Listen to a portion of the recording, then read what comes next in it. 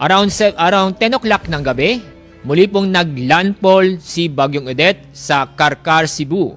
At kasalukuyan, habang binabaybay niya ang Visayas o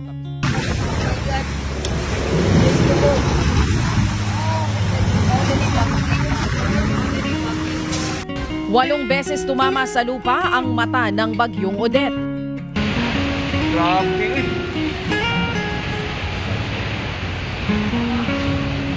Ma, lingkod.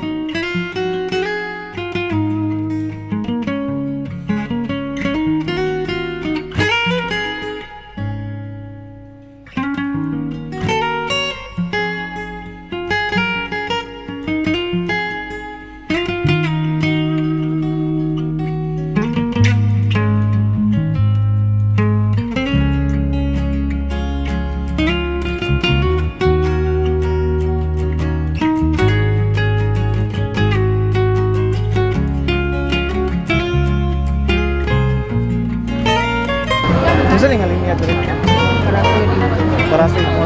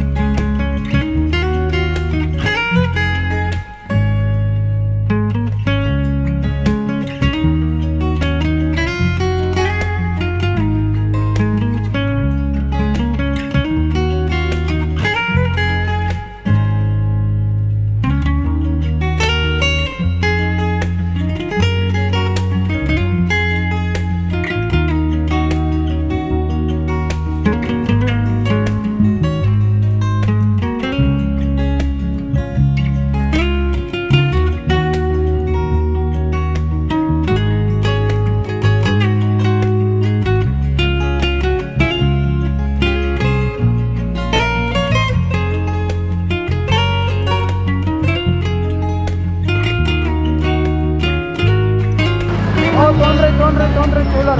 Yeah.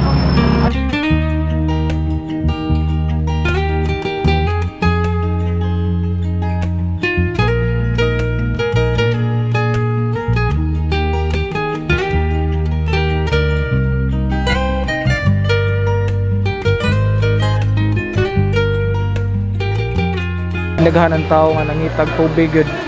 Tuyo ko na kong mga mall, wala gyud halos tubig.